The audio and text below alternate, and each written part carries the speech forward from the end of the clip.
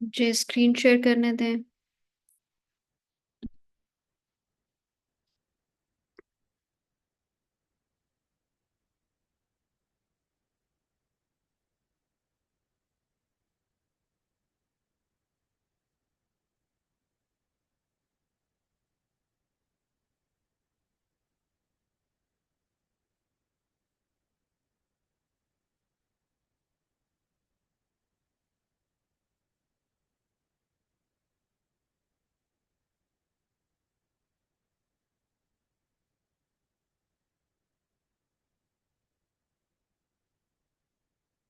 अच्छा जी, आज हमने स्टार्ट करना था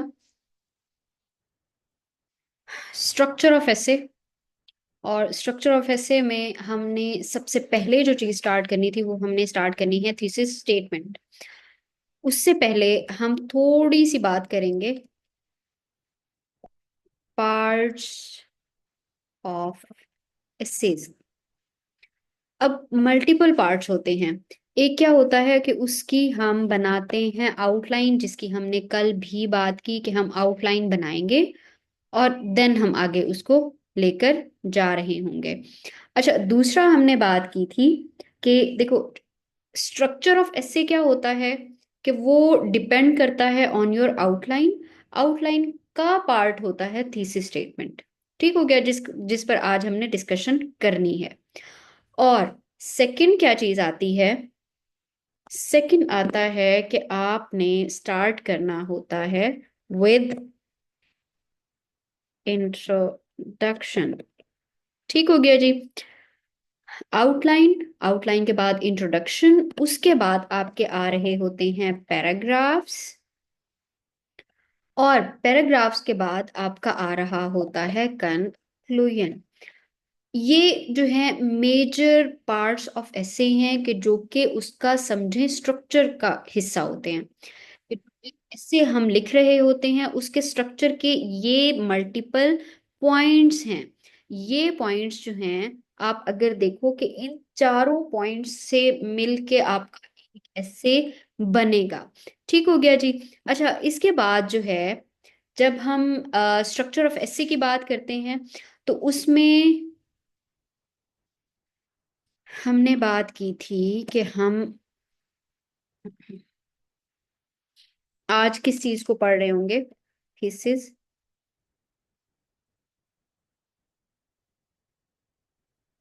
स्टेटमेंट को। ठीक हो गया। अच्छा, समझें कि आज से, अब से आपका एसे स्टार्ट हुआ है। ठीक है। पहले वाली वो जो जो भी चीजें थी उसको आप ये समझें कि उसको हम जनरल चीजों में लेके जाते हैं, जो कि एक समझें कि इंपॉर्टेंस बताई जा रही होती है, उसके आइडियाज बताए जा रहे होते हैं, उसमें क्या मिस्टेक्स करनी है नहीं करनी है, किस तरह से चीजों को लेके चलना है, वो वाली चीजें। ये जो है आपकी, समझें कि अब आपका एसे जो है वो स्टार्ट हुआ है। ठीक हो गया, जो कि आपका समझें स्टार्ट होता है विद थीसिस स्टेटमेंट। अच्छा, और जो मैंने आपको मल्टीपल सोर्सेज सेंड करने हैं, उसमें जिस तरह से वो हमने, क्योंकि पेज के ऊपर लिखना होता है ना, लाइक इस तरह से तो नहीं लिखना होगा जिस तरह से अभी मैं बैठ के लिख रही हूँ, वो तो हमने प्रॉपर पेज पे लिखना होता है। तो उसमें क्या होगा कि थीसिस स्टेटमेंट को हमने पेज के ऊपर कहाँ पर लिखना है, किस तरह से लिखना है, वो आपको वहां पर नजर भी आ जाएगा। सॉरी। वो आपको वहां पर नजर भी आ जाएगा, और मैं यहाँ पर आपको थोड़ा सा उसके बारे में बता दूंगी कि हम किस तरह से उसको स्टार्ट कर रहे होते हैं।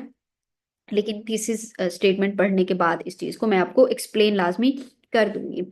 अच्छा, अब थीसिस स्टेटमेंट जो होती है, या जिसको हम कह रहे होते हैं, another name of thesis statement is topic, sorry, state statement of topic.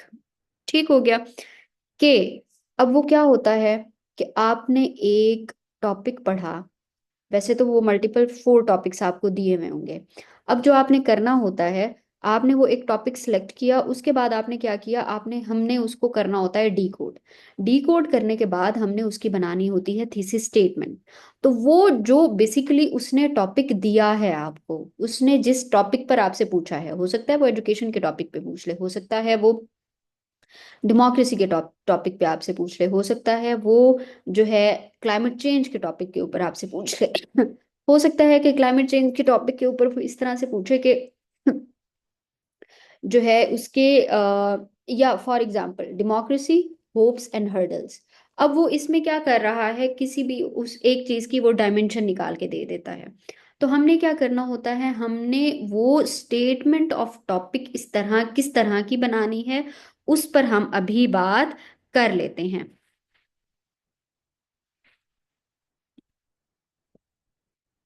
अच्छा, यहाँ पर देखिए।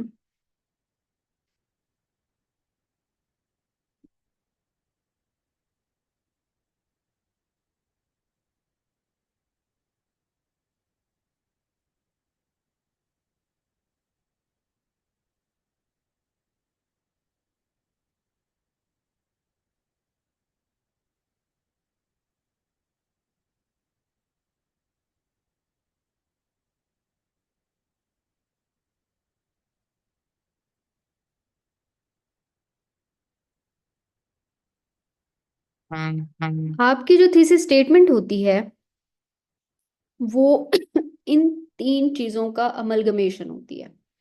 लाइक स्कोप ऑफ योर एस्से जो है, कि जो एक आपकी स्टेटमेंट ऑफ टॉपिक होगी या थीसिस स्टेटमेंट होगी, वो इन का अमलगमेशन किस तरह से होती है कि उसमें आप अपना स्कोप बताते हो कि what will be the scope of your essay, कि स्कोप क्या होगा आपके एस्से का, और आप एस्से को किस डायरेक्शन में लेकर जा रहे होगे। ठीक है। अब जैसे क्योंकि असल में जब वो मल्टीपल टॉपिक्स दिए जा रहे होते हैं, तो उसमें ना आर्गुमेंटेटिव एसेज भी होते हैं। जैसे हमने कल बात की थी मल्टीपल टाइप्स ऑफ एसेज में, कि जिसमें हमने कहा था कि एक टाइप ऑफ एसे आर्गुमेंटेटिव एसे भी है। अब ये हम डायरेक्शन पे बात करने लगे हैं कि उसमें क्या होता है, कि जैसे मल्टीपल जो टॉपिक्स होते हैं उनकी दो साइड्स होती हैं, कि मतलब उनके जो आर्गुमेंट्स इस साइड के भी होते हैं, राइट भी होते हैं और लेफ्ट भी होते हैं। फॉर एग्जाम्पल, जैसे कि बात की जाए कुछ टॉपिक्स इस तरह के होते हैं कि जैसे उनकी दो इस तरह की डायमेंशंस निकल के सामने आ रही होती हैं। उसमें क्या होता है कि जैसे अब फॉर एग्जांपल क्लाइमेट चेंज है।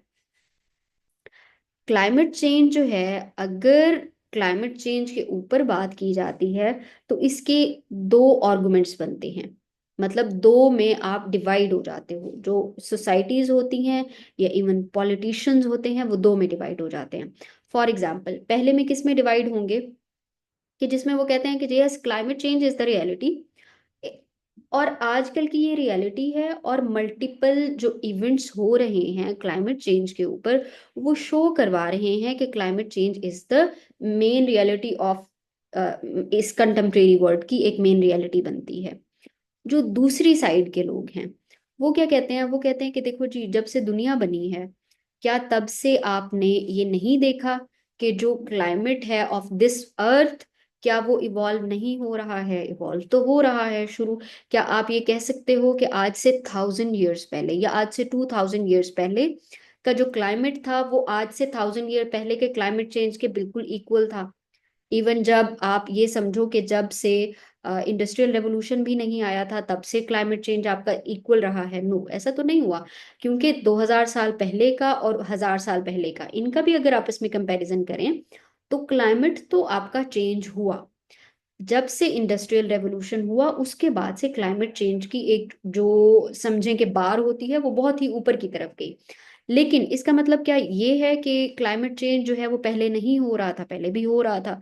तो वो लोग ये कहते हैं कि नहीं जी, क्लाइमेट चेंज जो है वो क्या है कि वो होता रहा है और वो होता रहेगा टिल एंड, जब तक इस अर्थ का एंड नहीं हो जाता तब तक जो है वो क्लाइमेट चेंज तो रहेगा। और ये बात रियलिटी पर बेस भी करती है।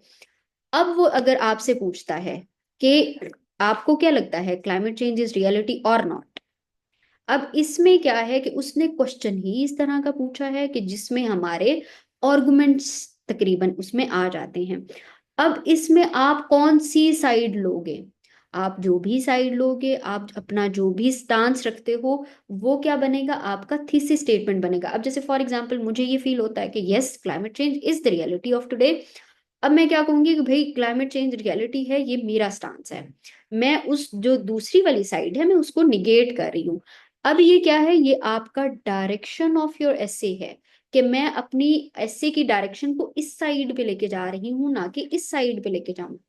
तो इस तरह के जो मल्टीपल टॉपिक्स होते हैं वो दिए जा रहे होते हैं, और उसमें हमें अपनी डायरेक्शन ऑफ आर एसे वो हमें खुद से निकालना पड़ती है और हमें देना पड़ती है। अभी जो है ना टॉपिक्स जब हम मल्टीपल देखेंगे ना इसमें जाके, थीसिस स्टेटमेंट और आउटलाइन बनाने के बाद जो है हम पास पेपर्स भी निकालेंगे और उनकी भी आउटलाइन बैठ के यहाँ पर बना रहे होंगे। उसमें आपको ये चीज और अच्छे से एक्सप्लेन हो जाएगी। तो हमारा ऐसे कौन सा होता है, वो वाली चीज होती है कि हम किस साइड पे जा रहे हैं, इस साइड पे या इस साइड पे। ठीक है। और दूसरी बात यही है कि अप्रोच ऑफ एसे जो है, वो जो थीसिस स्टेटमेंट है आपका, वो बताता है कि what will be the approach of your एसे, कि आप किस अप्रोच की तरफ उसको लेके जा रहे होगे। अगर उसने एक टॉपिक दे दिया है, तो क्या आप उसी से जाकर एग्री कर जाते हो उसके टॉपिक स्टेटमेंट, उसकी टॉपिक के साथ, जो उसने टॉपिक दिया हुआ है या जो उसने क्वेश्चन दिया हुआ है, या आप अपना कोई एक उसके अंदर से वो चीज निकालते हो और आप कहते हो कि नहीं जी, मैं इससे आपके पॉइंट से मैं डिसएग्री करता हूँ और मेरा ये पॉइंट ऑफ व्यू है। तो उसमें हम कोई भी पॉइंट ऑफ व्यू रख रहे होते हैं। तो इसमें क्या होता है कि जो आपका थीसिस स्टेटमेंट होता है वो इन तीन चीजों का अमलगमेशन होता है, और हमने इन तीनों चीजों को देखना होता है। ठीक है जी। अच्छा, उसके बाद हम आते हैं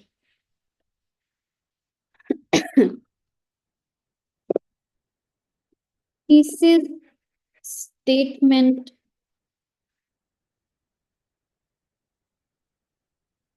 इज ऑलवेज, अच्छा ये मेरे ख्याल में नजर नहीं आ रहा होगा, ऊपर चला गया है। जनरल। जो आपकी थीसिस स्टेटमेंट होती है हमेशा जनरल होती है, स्पेसिफिक नहीं होती। अभी मैं थीसिस स्टेटमेंट बनाऊंगी तो इसमें आपको ये चीज उसमें एग्जाम्पल में करके बताऊंगी तो आपको ये चीज समझ आ जाएगी। अभी आप ये इस चीज को सुन लें कि thesis statement must be general. हमने कभी भी थीसिस स्टेटमेंट को स्पेसिफिक नहीं करना होता है। अच्छा, दूसरा ये देखें,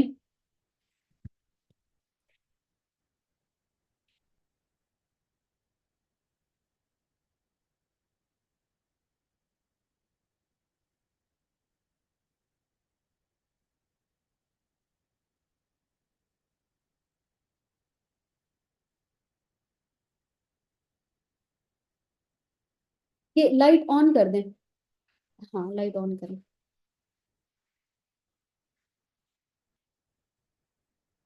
अच्छा, तीसरा जो है, एक और चीज देखें कि thesis statement is your main, Zafar को कहें आर्गुमेंट। जो हमारा मेन आर्गुमेंट होता है, वैसे तो हम इसमें डिस्कस कर चुके हैं जो डायरेक्शन ऑफ एसे में या इवन अप्रोच ऑफ मतलब जो एसे होता है उसमें हम इस चीज को डिस्कस कर चुके हुए हैं। लेकिन जो हमारा मेन आर्गुमेंट होता है उस चीज पर हमारी थीसिस स्टेटमेंट डिपेंड करती है। ठीक हो गया। अच्छा, अब हम आते हैं इसकी एग्जाम्पल की तरफ कि हमने थीसिस स्टेटमेंट को कैसे बनाना होता है। तो अब यहाँ पर आपने एक चीज अपने माइंड में रखनी है, और वो है ये वाली, this statement is always general. ठीक हो गया। यहाँ पर ये चीज आपने माइंड में रख के बैठना है, और अब हम थीसिस स्टेटमेंट बनाते हैं तो इसमें हमें आइडिया हो जाएगा। टॉपिक है फॉर एग्जांपल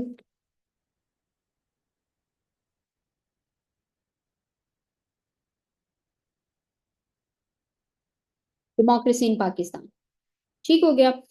अब टॉपिक उसने दिया हुआ है democracy in Pakistan.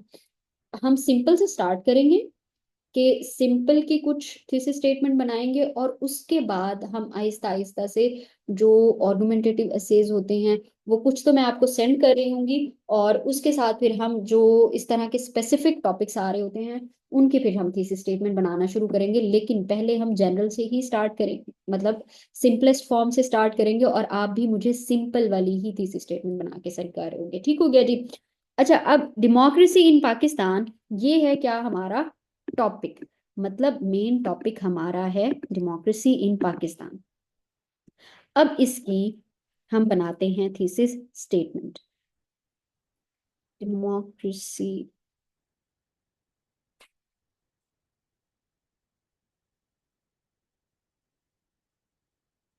Pakistan has seen a bleak past due to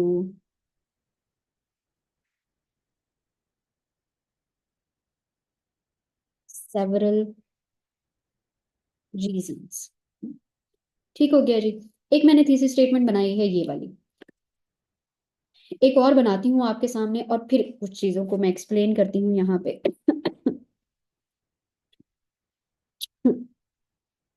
कुछ तो मैं इन्हीं को ही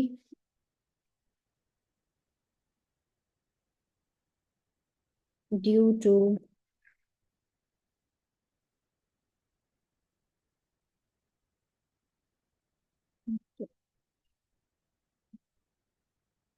अच्छा, अब ये है अभी थीसिस स्टेटमेंट को वन बाय वन, मतलब थोड़ा थोड़ा तोड़ तोड़ के मैं आपको करवाऊंगी। अभी ये तकरीबन कंप्लीट नहीं हुई है, इसको आगे जाके कंप्लीट करती हूँ अभी मैं। अच्छा, अब देखें, जनरल टॉपिक उसने उठाया है कि उसने आपको दिया है डेमोक्रेसी इन पाकिस्तान। ठीक हो गया जी। हमने उसकी थीसिस स्टेटमेंट बनाई। थीसिस स्टेटमेंट अब फॉर एग्जांपल मैंने बनाई है, democracy in Pakistan has seen a bleak past, कि पाकिस्तान में जो डेमोक्रेसी है उसका जो पास्ट है वो बहुत ही ब्लीक रहा है, डूम एंड ग्लूम वाला रहा है और डार्क रहा है फॉर एग्जांपल। अब ये क्या है, ये मल्टीपल उसकी मतलब सिनोनिम्स टाइप हैं, अगर आप इनमें से कोई लिखना चाह रहे हो आप लिख सकते हो। अच्छा, उसके बाद मैंने क्या कहा है, ड्यू टू सेवरल रीजंस। अब जो मैंने ड्यू टू सेवरल रीजंस कहा है, इट मीन्स कि यहाँ पर मैं अपनी आउटलाइन में क्या बात करूंगी, मैं आउटलाइन में बात करूंगी डेमोक्रेसी इन पाकिस्तान की जो डार्क पास्ट की जो रीजंस रही हैं, कि ऐसी कौन सी कॉजेज रही हैं या ऐसी कौन सी रीजंस रही हैं जिसकी वजह से डेमोक्रेसी जो है वो फ्लरिश नहीं हो सकी, वजह से डेमोक्रेसी ने अच्छा काम नहीं किया है। ठीक है जी, ये एक चीज हो गई। अच्छा, अब नेक्स्ट देखें आगे, जो मैंने लाइन में लिखा है, democracy in Pakistan has seen a bleak past due to military interventions. ठीक हो गया। अब जो मैंने बात की थी, मैंने बात की थी कि thesis statement is always general. अब जो मैंने पहले उसमें लिखा है, इसमें इसमें मैंने जो थीसिस स्टेटमेंट है वो मैंने बनाई है जनरल। यहाँ पर जो मैंने थीसिस स्टेटमेंट बनाई है वो मैंने बनाई है किस तरह से, स्पेसिफिक। कि मैंने क्या कहा है कि democracy in Pakistan has seen a bleak past. Okay, ठीक हो गया कि पाकिस्तान की जो डेमोक्रेसी है वो नहीं फ्लरिश हो सकी बिकॉज मिलिट्री इंटरवेंशंस। अब इट मींस कि मैंने अपनी आउटलाइन में या अपने पूरे के पूरे एस्से में मैंने अपनी रीजंस को जो घुमाना है वो मैंने सिर्फ घुमाना है मिलिट्री इंटरवेंशंस के ऊपर। मिलिट्री इंटरवेंशंस के ऊपर अपनी रीजंस को घुमाना, और मिलिट्री इंटरवेंशंस के ऊपर सिर्फ रीजंस में मिलिट्री इंटरवेंशंस वाली सिर्फ रीजंस ढूंढ के लाना, वो आपको 4 से 5 से ज्यादा नहीं मिल रही होंगी इस तरह से। तो इट मीन्स 4 से 5 भी क्या, 2 से 3 भी मिल जाती है तो वो बहुत हो जाता है। तो उसको जो है यहाँ पर प्रूव करना बहुत मुश्किल हो जाएगा कि सिर्फ और सिर्फ, और अगर आपकी मिलिट्री इंटरवेंशन से कोई भी आप रीजन आगे पीछे लिख देते हो, कोई भी और रीजन लिख देते हो, तो इट मीन्स कि आपने अपनी थीसिस स्टेटमेंट से आप आगे पीछे चले गए हो। आप अपनी थीसिस स्टेटमेंट को प्रूव नहीं कर पाए हो। क्यों? क्योंकि कल हमने एक बात और भी की थी जिसमें हमने ये कहा था कि जो कैंडिडेट्स होते हैं वो इस चीज में जो है कि उन्होंने अपनी जो थीसिस स्टेटमेंट को प्रूव करना होता है वो प्रूव नहीं कर पाते। इस वजह से वो क्या होता है, कॉजेज ऑफ फेलियर बनती हैं कि जो मिस्टेक्स हमने नहीं करनी होती। तो इट मीन्स कि हम अगर मिलिट्री इंटरवेंशंस वाली बात करते हैं तो हम अपने लिए काम भी बढ़ा लेते हैं, और अपने लिए वो एक सिर्फ स्पेसिफिक एरिया निकाल लेते हैं कि हम इस स्पेसिफिक एरिया पर रहेंगे। तो इस स्पेसिफिक एरिया की तरफ जाने की जरूरत ही नहीं है हमें, जब हमारे पास एक जनरल वाली चीज पड़ी होगी कि उसमें अब हम कोई भी रीजन लेकर आए, कोई किसी भी फॉर्म में वो रीजंस हो सकती हैं, तो वो उसको गलत नहीं करेगा। यहाँ पर आप जैसे ही मिलिट्री इंटरवेंशन से बाहर निकालोगे अपनी आउटलाइन के पॉइंट्स को, यहाँ पर वो आपको पकड़ लेगा कि भाई आपने खुद लिखा हुआ थी इस स्टेटमेंट में कि आपने तो मिलिट्री इंटरवेंशन वाली बात की है। यहाँ पर अब आपको ये चीज समझ आ जानी चाहिए कि जो थीसिस स्टेटमेंट होती है वो हम जनरल क्यों रखते हैं, ताकि हम क्योंकि जब आप ब्रेनस्टॉर्मिंग करने के लिए बैठते हो, थीसिस स्टेटमेंट बनाने के बाद ना ब्रेनस्टॉर्मिंग वाला ही पॉइंट आता है। ब्रेनस्टॉर्मिंग करने के लिए बैठते हो तो कोई पॉइंट इधर से आ रहा होता है, कोई पॉइंट इधर से आ रहा होता है, कोई पॉइंट इधर से आ रहा होता है। अब उसमें अगर हमें सिर्फ मिलिट्री इंटरवेंशन वाली चीज सोचनी पड़ जाए तो हमें टाइम ज्यादा लग जाएगा। तो हमने अपना टाइम क्योंकि सेव करना होता है, दैट्स वाई हम क्या करेंगे, जनरल स्टेटमेंट की तरफ जाएंगे, और जनरल स्टेटमेंट को ही हमने क्या करना होगा, प्रूव करना होगा। क्यों? और उसका प्रूफ बहुत आसान होता है।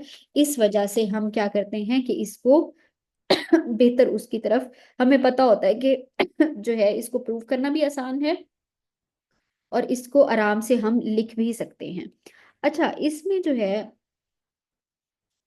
एक और चीज मैंने आपको इसी के अंदर ही बतानी थी, और वो ये है, बल्कि लिखने दें, वो आ जाती हैं टाइप्स ऑफ थीसिस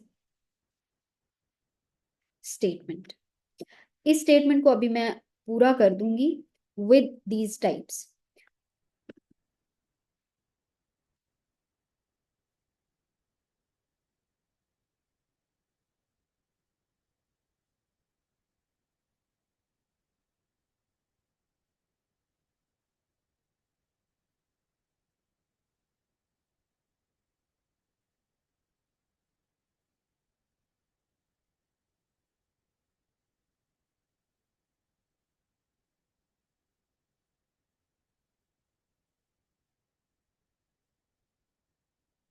अच्छा, अब इसी के ऊपर मैं कुछ और लिखती हूँ।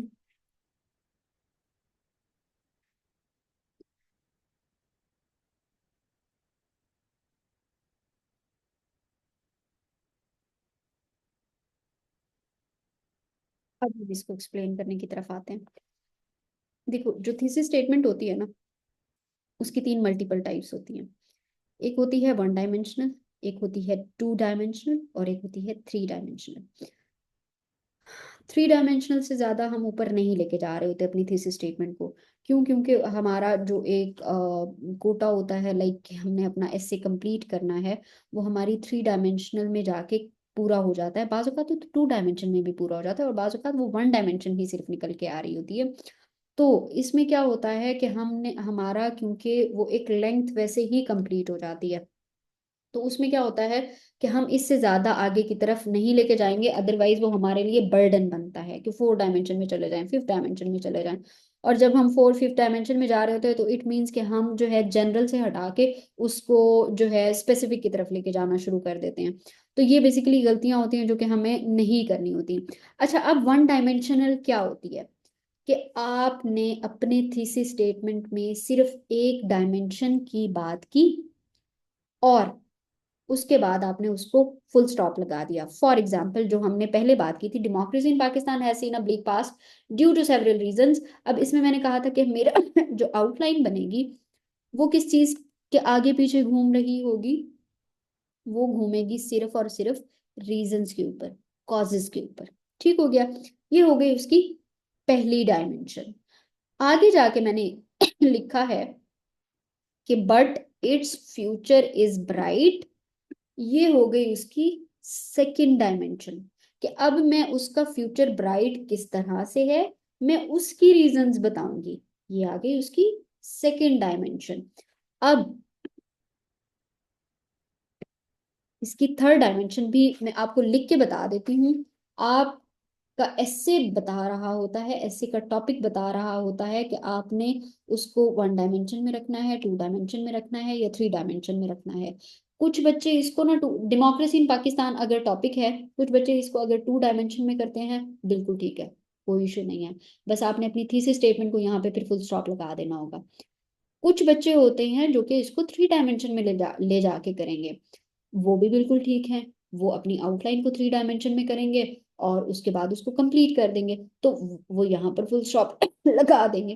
तो उसमें बेसिकली क्या होता है कि हमने खुद डिसाइड करना होता है कि हमारी थीसिस स्टेटमेंट वन डायमेंशन में जा रही होगी, टू डायमेंशन में जा रही होगी, या थ्री डायमेंशन में जा रही होगी। तो ये हमने अपने उससे डिसाइड करना होता है और फिर हमने उसके बाद उसको लिखना होता है।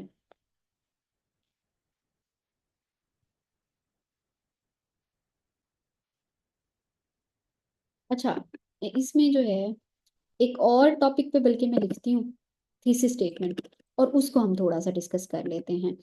मतलब ये है कि वो जो थर्ड डायमेंशन वाली बात कर रही थी मैं, वो डेमोक्रेसी को मैंने टू डायमेंशन पे रख दिया है। एक और टॉपिक डिस्कस कर लेते हैं जिसको हम थ्री डायमेंशन में लेके चले जाएंगे और उसको उस वहां से डिस्कस कर लेंगे।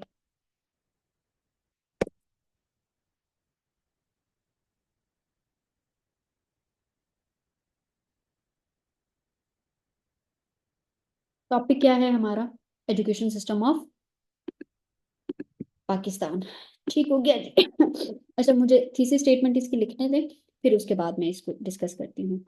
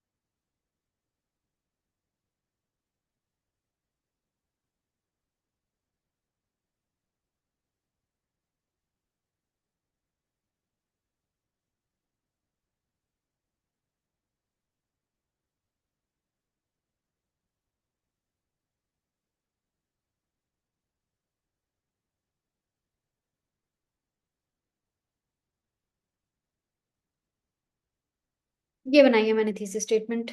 नेक्स्ट टॉपिक की टॉपिक आ गया है जी, education system of Pakistan. General topic है, सिंपल टॉपिक है। अच्छा जी, अब इस पर हम अपनी क्या बनाते हैं, थीसिस स्टेटमेंट बनाते हैं। थीसिस स्टेटमेंट बनाई के, और इसमें मैं डायमेंशंस की भी बात साथ साथ करती जाऊंगी। There are a number of issues that Pakistan's education system is facing, which are affecting the country in an adverse manner. अब यहाँ पर नंबर ऑफ इश्यूज जो है, फर्स्ट डायमेंशन हो गई, there are multiple issues, number of issues जो कि Pakistan education system is facing right now. पहली डायमेंशन ये हो गई कि मतलब मैं इस पर बात करूंगी। दूसरा, which are affecting the country in adverse manner। Basically तो affecting आ गई बात, sorry, कि वो जो अफेक्ट हो रही हैं या जो बेसिकली उसके इम्पैक्ट्स आ रहे हैं। अब ये क्या है उसकी सेकंड डायमेंशन किसी भी चीज की। जब आपने पहले इश्यूज पर बात की, ठीक है, कि ये रीजंस हैं, उसके बाद आपने किस चीज पर बात करनी है, इट मींस आपने बात करनी है इम्पैक्ट्स के ऊपर, कि इन इश्यूज के इम्पैक्ट्स ऑन सोसाइटल लेवल किस तरह से आ रहे हैं, कि उसके जो मल्टीपल इम्पैक्ट्स हैं या इफेक्ट्स हैं वो किस तरह से आपको किस तरह से जो है वो नीचे की तरफ और लेके जा रहे होंगे। तो इट मीन्स कि अफेक्टिंग द कंट्री जो है वो उसका सेकंड डायमेंशन हो गई, कि हम दूसरी बात किस चीज पर कर रहे होंगे, दूसरी बात हम कर रहे होंगे उसके इफेक्ट्स पर या उसके इम्पैक्ट्स के ऊपर। अच्छा, अब यहाँ पर Pakistan should adopt pragmatic measures. Pragmatic measures क्या है, कि उसका आपने सोल्यूशन देना है या आप उसका सोल्यूशन प्रोवाइड कर रहे हो। ये क्या हो गए, अब पूरे के पूरे तीन डायमेंशन पूरे हो गए, आपका एक एस्से जो है वो इसी में कंप्लीट हो जाता है। यही चीज कि अब आप यही सोल्यूशन बिल्कुल सिमिलर वे में, कि पाकिस्तान शुड अडॉप्ट, जो अभी हम बात कर रहे थे डेमोक्रेसी की, यही बिल्कुल सिमिलर फॉर्म में आप जो है वो डेमोक्रेसी के अंदर भी लिख सकते हो। तो थीसिस स्टेटमेंट में हमने इसको इस तरह से भी देखना होता है, कि क्या हम उसको वन डायमेंशन में रख रहे हैं, टू डायमेंशन में रख रहे हैं या थ्री डायमेंशन में रख रहे हैं, और फिर उसी की बेस के ऊपर हमने उसकी आउटलाइन बनानी होती है। हमने उसकी आउटलाइन में उसको जाकर जो है कि उसी आउटलाइन सॉरी उसी थीसिस स्टेटमेंट के ऊपर जो आउटलाइन बेस कर रही होगी, अब इसके तीन मेन हेडर्स हो जाएंगे। पहला, number of issues like causes, के multiple causes of education system, जो ब्लीक पास्ट कह लो या जो उसके रीजंस हैं उस इशू की, उस इशू के, वो पहला हो जाएगा। दूसरा क्या होगा, जो इम्पैक्ट्स आ रहे हैं बेसिकली जो इफेक्ट्स उसके आ रहे हैं, वो उसका दूसरा हो जाएगा। और तीसरे में हम उसको मेयर्स देंगे या उसका रेजोल्यूशन देंगे या उसको सॉल्व करने के लिए उसकी सजेशंस देंगे, और उसके बाद हम उसको कंक्लूड कर रहे होंगे। तो ये क्या है कि हमने अपने एस्से को खुद से डिवाइड कर लिया इन तीन हिस्सों में। आप इसको डिवाइड कर सकते हो इन टू पार्ट्स एज वेल, ये आप पर डिपेंड करता है। लेकिन वैसे असल में ना होता क्या है कि जो है जब कोई एक ऐसे आ जाता है, तो ऐसे जो है वो इस तरह से नहीं आ रहा होता कि कोई चीज़ एक बहुत ही बिल्कुल ठीक है और वो इशू पर बेस नहीं कर रही है और आपका वो ऐसे आ गया है। ज्यादातर चीजें वो इशू बेस्ड होती हैं।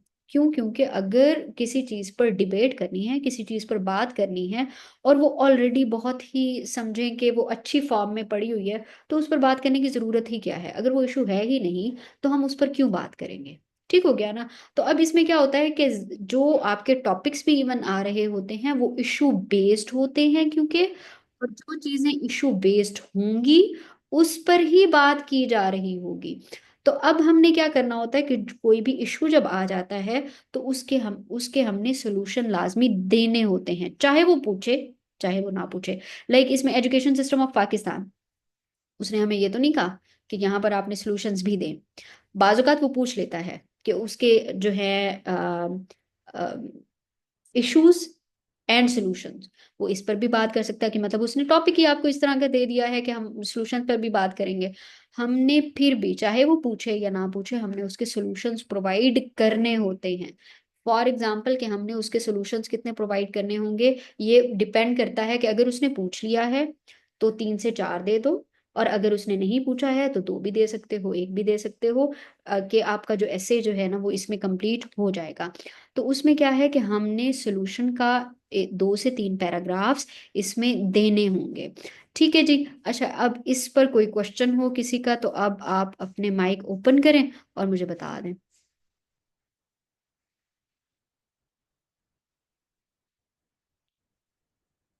ये समझ आ गया है या नहीं? ताकि फिर मैं आपको असाइनमेंट भी दूं। अच्छा मैम, ये जो इंट्रोडक्शन में लिखेंगे या इसको अ, किस आउटलाइन, में लिखेंगे? आउटलाइन में। आउटलाइन में? देखो, ठीक हो गया। जैसे मैंने अभी और आप इसका जो हाँ जी। वो जो एक कंक्लूजन कैसे लिखेंगे वो उसकी अलग बनेगी। अच्छा। आउटलाइन जो होती है मैम, ये कितने लाइनों में लिखनी होती है, और इसमें स्टेप बाय स्टेप या क्या तरीका होगा इसका? अच्छा, मैं आपको बताती हूँ। अभी जो हमने स्ट्रक्चर ऑफ ऐसे अभी हमने समझे कि शुरू किया है। सबसे पहले हमने पढ़ी है थीसिस स्टेटमेंट। थीसिस स्टेटमेंट जो पार्ट होती है आउटलाइन का, सिर्फ आउटलाइन का। आपकी जो आउटलाइन बनेगी वो कितनी होगी? वो होगी तकरीबन एक पेज पे चली जाएगी, या एक पेज मतलब वो जो उसका एक साइड होती है ना, वो एक साइड पर चली जाएगी, या उसकी दूसरी साइड के थोड़ा सा हिस्सा बन जाएगा। ठीक हो गया। वो होता है आपके आउटलाइन का हिस्सा। अभी हमने ऐसे जो है वो हमने इंट्रोडक्शन से स्टार्ट करना होता है। ठीक है।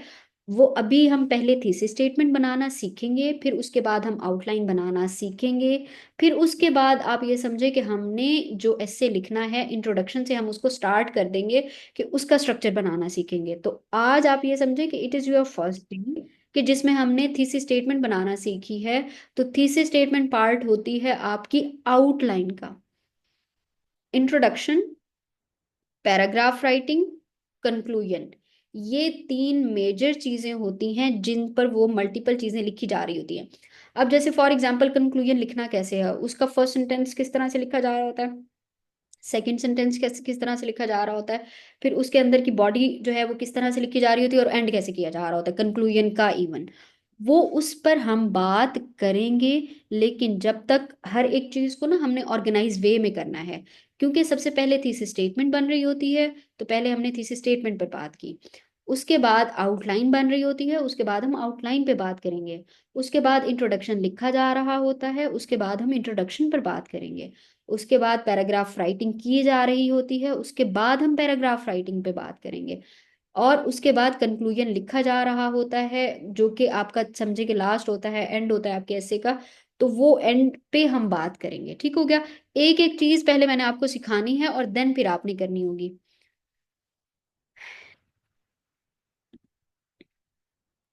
अच्छा जी, तैयबा आपको क्लियर है? और कोई क्वेश्चन हो किसी का? और आपको क्लियर हो गया है मुनव्वर? जी जी मैम, हो गया, बहुत शुक्रिया। ओके जी। और किसी का कोई क्वेश्चन हो तो? मैम, अगर थीसिस स्टेटमेंट 1 सेंटेंस में कंप्लीट करना चाहिए या इससे भी ज्यादा सेंटेंस कंप्लीट कर सकते देखो, जो थीसिस स्टेटमेंट होती है इस पर जो मल्टीपल जो पढ़ा रहे होते हैं उनकी ना दो राय होती हैं, और दोनों बिल्कुल ठीक है। ये ना कैंडिडेट पर भी डिपेंड कर जाता है बाज़ औक़ात। आपने क्योंकि हम लिखते हैं थीसिस स्टेटमेंट और ऊपर हमने उसकी समझें कि एक हेडिंग टाइप देनी होती है, मार्कर के साथ ही थीसिस स्टेटमेंट की। अब वो थीसिस स्टेटमेंट की क्योंकि वो हेडर टाइप आ रहा होता है, और उसके अंदर क्योंकि हमने लिखा है थीसिस स्टेटमेंट, इट मींस के वो 1 सेंटेंस पर बेस करेगी, इट मींस। लेकिन बाजुकात हम क्या करते हैं, उसको 2 सेंटेंसेस में ले जाते हैं, बाजुकात बच्चे उसको 3 सेंटेंसेस में ले जाते हैं। गलत कोई भी नहीं होता। चाहे आप उसको 1 सेंटेंस में लिखना चाह रहे हो, तो इट मीन्स कि यहाँ पर मैं या तो कॉलन लगा दूंगी या सेमी कॉलन लगा दूंगी। ठीक हो गया। और अगर आपने उसको सेंटेंस में कन्वर्ट करना है, तो यहाँ पे मैं फुल स्टॉप लगा दूंगी, जैसे अभी मैंने किया है। तो दोनों तरीके बिल्कुल ठीक होते हैं। ये आप पर डिपेंड करता है कि आपने उसको 1 सेंटेंस में रखना है, या आप पर डिपेंड करता है कि आपने उसको 2 सेंटेंसेस में रखना है, या 3 सेंटेंसेस में उसको लेके चले जाएंगे। उसमें कोई इशू नहीं होता है, किसी भी तरह का इशू नहीं होता है। ना ही ये कोई गलती होती है, ना ही वो इस चीज को पकड़ेगा, और ना ही इस बेस पर आपके मार्क्स काटेगा किसी भी फॉर्मेट में। तो ये आप पर है कि आपने उसको 1 में करो, 2 में करो, या 3 में करो, या चाहे जो है वो सेमी कॉलन लगा के उसको कंप्लीट करो, चाहे आप फुल स्टॉप लगा के उसको कंप्लीट करो। तो ये totally up to the candidate होता है।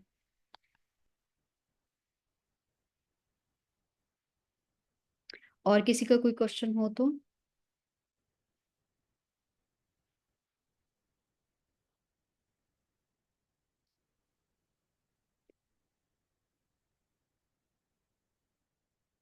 अच्छा, अगर क्वेश्चन नहीं है तो आप लोगों ने मुझे थीसिस स्टेटमेंट बना के सेंड करनी होंगी। और टॉपिक्स जो हैं, एक तो यही है democracy in Pakistan, education system of Pakistan, तीसरा क्लाइमेट चेंज, चौथा वुमेन एम्पावरमेंट। ये आप लोग लिख रहे हो, या फिर मैं आपको यही टॉपिक्स जो है वो आपके ग्रुप में भी सेंड करवा दूंगी, लेकिन उसमें यही बात है कि आपने इनकी थीसिस स्टेटमेंट्स बनानी है। 1 डायमेंशन बनाओ या 2 डायमेंशन बनाओ या 3 डायमेंशन। 1 डायमेंशन में किसी बच्चे ने नहीं रखना है उसको, 2 या 3 बनाओ। ठीक हो गया। तो ये आप पर है कि आप उसको किस तरह से बनाते हो, लेकिन आपने ये इन टॉपिक्स के ऊपर थीसिस स्टेटमेंट्स बनानी है और बना के मुझे सेंड करनी है, फिर हम आउटलाइन पर डिस्कस करेंगे। अगर किसी ने मुझे सेंड ना की तो उसमें यही होगा कि पहले वो क्लास में मुझे बना के दिखाएगा और फिर उसके बाद हम आगे की तरफ जा रहे होंगे। अच्छा, टॉपिक्स सेंड, ओके, मैं टॉपिक्स सेंड भी कर दूंगी। लेकिन डेमोक्रेसी इन पाकिस्तान और एजुकेशन सिस्टम ऑफ पाकिस्तान, ये दोनों तो मैंने अभी आपके सामने बनाई हैं। चाहे आप थोड़ा सा अपनी लैंग्वेज को चेंज करके इसी के ऊपर दोबारा से बनाना चाहोगे तो इस इन्हीं को दोबारा बनाओ, चाहे आप इसको कॉपी करके लिख लिख के देना चाह रहे हो तो इसको कॉपी करके लिख के दो। लेकिन बाकी जो अभी मैंने आपको टॉपिक्स मैंने नहीं करवाए हैं, वो आप जो आप खुद बना रहे होगे वो आपने मुझे लाजमी करके देने हैं। कि एक वुमेन एम्पावरमेंट वाला आ जाएगा, क्लाइमेट चेंज वाला आ जाएगा, और 2 और टॉपिक्स होंगे जो कि मैं आपको फिर वो उसी में ही सेंड कर दूंगी। स्टेटमेंट्स नंबर पे सेंड कर दीजिएगा ताकि फिर वो चेक हो जाए फौरन से। और फिर उसको हम डिस्कस करेंगे कि क्या क्या गलतियां हैं। बाज़ औक़ात ऐसे होता है कि वो जनरल गलतियां निकल आ रही होती हैं बच्चों की, तो वो हम क्लास में ही डिस्कस कर लेंगे। और जो है वो 1 to 1 डिस्कशन के बाद फिर हम नेक्स्ट आउटलाइन की तरफ जाएंगे, ताकि आपको थीसिस स्टेटमेंट बनाना आ जाए। तो फिर उसके बाद जो आउटलाइन मेकिंग होती है उसको फिर हम लेके चलेंगे, और फिर उसके बाद हम जो है इंट्रोडक्शन की तरफ जा रहे होंगे। ठीक हो गया जी। तो ये आपने मुझे लाजमी मंडे से पहले पहले आपने मुझे ये करके सेंड करना होगा। ठीक हो गया। चले, इंशाल्लाह फिर हम नेक्स्ट क्लास में इसको डिस्कस करेंगे। इस थीसिस स्टेटमेंट, चाहे वो आपको ना खुद भी, चाहे अगर कोई टॉपिक मिलता है, जनरल टॉपिक आपके माइंड में कोई आ रहा है, आप उसके ऊपर भी बना के भेज सकते हो, लेकिन वो आपने लाजमी भेजनी है। जब आप भेज दोगे उसके बाद फिर मैं आपको मल्टीपल सोर्सेज जो हैं वो सेंड कर रही होंगी, जिसमें थीसिस स्टेटमेंट भी बनी हुई होगी और आउटलाइन भी उसमें बनी हुई होगी। तो वो आप एक दफ़ा पढ़ोगे तो वो आपको और चीज़ ज़्यादा अच्छे से समझ भी आएगी। जब आप एक दफ़ा खुद बैठ के बनाओगे तो आपको आइडिया भी होगा कि हम मैंने इसको किस तरह से बनाना है। ठीक हो गया जी।